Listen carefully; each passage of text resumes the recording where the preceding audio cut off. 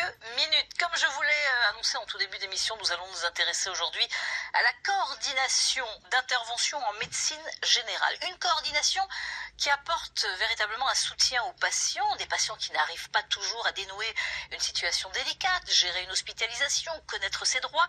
Explication avec vous, docteur Jean-Paul Sautreau, bonjour. Vous êtes médecin généraliste à Vitry-les-Reims. Alors cette coordination a été créée il y a combien de temps, combien d'années ? Alors, nous venons de débuter sur le secteur nord-est de Reims. C'est la première coordination sur la Marne. Oui. Et elle s'est mise en place donc au mois de août, après un travail de à peu près une année pour monter le dossier. Alors pourquoi justement créer une coordination quand on dialogue avec les médecins? On n'a pas assez de renseignements? L'histoire un petit peu plus longue, je peux résumer pour dire l'idée principale, c'est de redonner du temps de soins aux médecins libéraux, et les dégager de fonctions médico-sociales qui sont très chronophages, parce qu'on n'a pas forcément le temps, on n'a pas les moyens, on n'a pas les bons carnets, on n'a pas les bonnes adresses, alors que des partenaires peuvent nous aider dans ce domaine-là. Donc c'est rendre service aux soignants, mais c'est surtout rendre service aux malades qui sont pris en charge d'une façon plus globale. Alors c'est d'aider par exemple des patients, d'aider aussi des médecins, comme vous venez d'expliquer. Cette coordination prend un peu le relais des médecins pour différentes missions, c'est ça ? Différentes missions qui vont toujours rester dans le domaine du médico-social. On pourra prendre des exemples, mais on va en avoir donc peut-être dans un reportage ultérieurement. Exemples tout de même. Par exemple, une entrée d'hospitalisation chez une dame qui a son mari qui est dépendant, ouais, et qu'on ne peut pas laisser à domicile. Il faut trouver une solution donc pour prendre en charge ce monsieur. On peut y passer nous la journée. Il y a beaucoup de démarches souvent pour voilà, ça. Et la donc coordinatrice va arriver avec son carnet d'adresses et nous proposer des solutions. C'est le médecin qui valide ces solutions, bien entendu avec l'autorisation de la famille, et qui met ces solutions en place après. Alors qui sont ces coordinatrices justement? Qui sont ces personnes qui font partie de cette coordination? Alors on peut dire que c'est un métier nouveau. En tout cas, c'est un service nouveau. Ce sont des gens qui ont été formés sur le pas forcément d'origine soignant ou assistant social, mais qui ont été formés pour justement avoir ce carnet d'adresses utile, en ayant rencontré avant de prendre leur fonction toutes les instances, qu'elles soient politiques, qu'elles soient évidemment les caisses d'assurance maladie, les mutuelles. Pour appeler la bonne personne vraiment pour que ça aille vite, vraiment. Au bon moment, bonne personne au bon moment. Alors certains patients, on le disait, se retrouvent vraiment dans des situations difficiles, et quand ils en parlent, c'est vrai, à leur médecin, là justement, cette coordination est là pour les aider. La coordination d'intervention en médecine générale leur apporte véritablement un soutien. Reportage Marilyn Fournier, Alexis Dumoulin, montage Sylvie Alombert. Sophie Legrand-Petit élève seule ses 4 enfants. Parmi eux, Nolan, 8 ans, est trisomique. Et grâce à l'intervention de la coordination d'intervention en médecine générale, il a pu trouver rapidement une place dans un établissement spécialisé. On fait toutes les recherches possibles.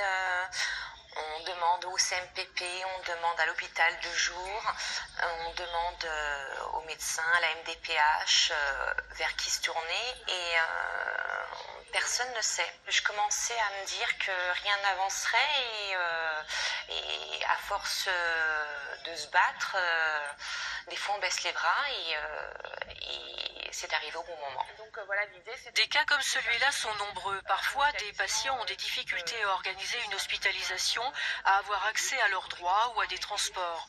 De nombreuses situations pour lesquelles la coordination peut, sur proposition d'un généraliste et avec l'accord de la famille, intervenir. Installé récemment, le docteur de Pontaillet peut, grâce à la coordination, consacrer plus de temps à l'ensemble de ses patients. Ça nous libère de nous dire qu'il y a quelqu'un qui gère la situation. Moi, c'est pas mon domaine, j'ai pas ces compétences-là. Je connais quelques filons, mais c'est pas du tout suffisant, et puis c'est très chronophage. Donc tout de suite, ça a été quelque chose de très intéressant. Côté patient aussi, le dispositif est très apprécié. L'accueil est toujours chaleureux et ils sont souvent très contents de pouvoir prendre du temps avec une personne extérieure afin de leur faire part de leurs difficultés et de leurs besoins. Financé par l'Agence régionale de santé, le travail de la coordination est gratuit pour les médecins comme pour les patients. Déjà en place dans le Vouzinois et le sud des Ardennes, le dispositif devrait se développer dans la Marne. Aujourd'hui, le dispositif de coordination d'intervention en médecine générale est disponible pour les 29 médecins du territoire nord-est du Grand Reims. Et demain, nous souhaitons qu'il s'étende un petit peu comme un effetage d'huile avec la volonté toujours donc des médecins traitants. Demain, donc, l'équipe devrait être renforcée. Alors une équipe renforcée, on voit l'aide évidemment pour les patients. Est-ce que ça va se mettre en place partout là? Vous parlez de la Marne, mais dans toute la Champagne-Ardenne, dans la Lorraine aussi, est-ce que ça existe?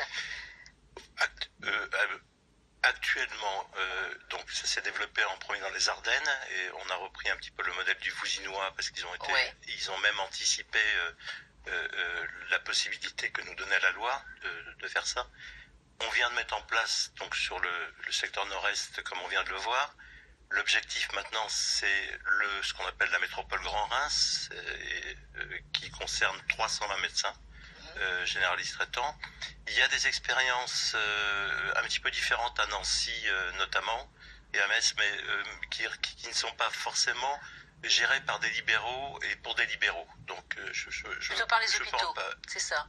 Je peux pas en parler, je connais pas suffisamment. L'intérêt de nos structures ici, c'est que ce sont bien les libéraux qui prennent leur destin en main, qui donc sollicitent l'association Adica Carédiab, qui fait office d'opérateur, pour faciliter simplement tout ce travail administratif pour monter un dossier qui est présenté à l'ARS. Et c'est donc l'Agence régionale de santé qui finance. Alors ce sont les médecins qui proposent à leurs patients, quand il y a à gérer une hospitalisation ou connaître ses droits pour telle ou telle chose, justement dans le domaine médical évidemment, mais si le médecin ne propose pas ça, le patient peut poser la question, mais si c'est pas mis en place évidemment, vous me dites par exemple en Lorraine, si là il y a des téléspectateurs qui nous regardent, qui nous disent ça nous intéresse, comment faire? Est-ce qu'ils peuvent se renseigner ailleurs et dans les autres départements justement de la Champagne-Ardenne où ce n'est pas encore mis en place? Alors, pour le moment, je crois qu'on est un petit peu regardé par l'Agence régionale de santé. C'est une expérience qui avance et qui va intéresser énormément, évidemment, notre région Champagne-Ardenne et de la région Grand Est. Les patients vont de plus en plus informés de cette possibilité, mais surtout les médecins vont être informés de cette possibilité. Sur les 30 médecins du Nord-Est, 29 ont répondu présent. D'accord. Donc on voit l'intérêt de cette nouvelle fonction. Sur les 320 médecins de la métropole de Reims, un tiers ont répondu présent pour mettre en place la suite. Quand vous parlez du Nord-Est, vous parlez du Nord-Est de Reims. Secteur Nord-Est de Voilà, Reims. quand on parle nous du Nord-Est, c'est toute la région. La grande région. Donc voilà, exactement. Donc là, il peut y avoir, justement, c'est un exemple, il peut y avoir des propositions pour tous les médecins dans tous les départements, même du Nord-Est de la France. 30 ou 40 médecins se réunissent, disent on a besoin de ce soutien.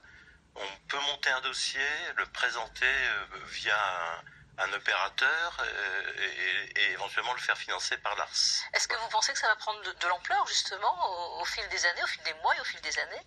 Indiscutablement, parce que nous sommes dans une période où malheureusement on voit bien le déficit qu'il y a en médecins et qu'il faut redonner du temps de soins aux soignants et que les médecins puissent se décharger de ces missions chronophages sur effectivement des gens qui font mieux qu'eux. C'est-à-dire que quand on va voir un médecin qui a une hospitalisation, quand il y a là c'est vrai que le médecin peut prendre le téléphone ou appeler aussi d'autres spécialistes ou appeler et prend du temps évidemment et c'est du temps en moins pour voir d'autres patients et donc ça permet cette coordinatrice et cette coordination en tous les cas, mais si c'est une coordinatrice qui s'en occupe, de gérer vraiment tous ces problèmes. Enfin voilà.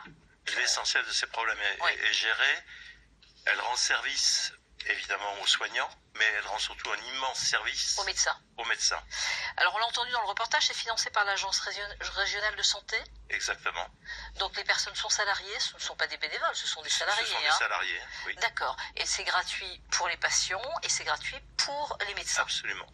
Bon, on espère en tous les cas que ça va fonctionner un petit peu partout, hein, parce que c'est intéressant en tous les cas.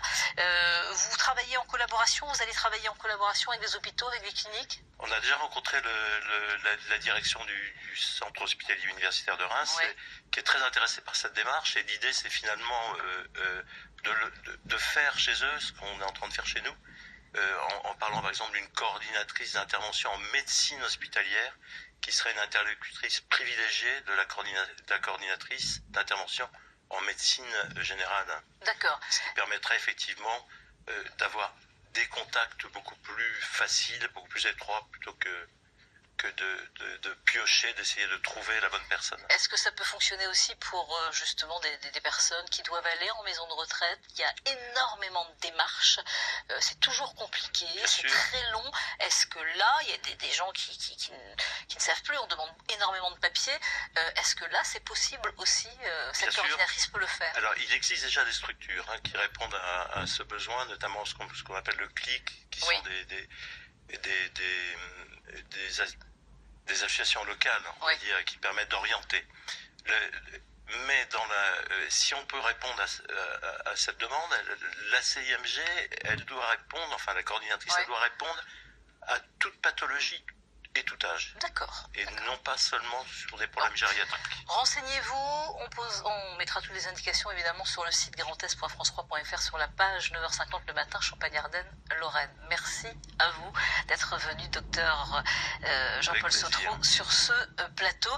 Je vous propose de regarder le dessin du jour. C'est comme ça avec nos dessinateurs de France 3. Chaque jour, ils nous proposent un dessin sur le thème du jour. Et voilà le dessin de Christophe Damien Débécourt. Merci Christophe pour ce dessin. Allez, on va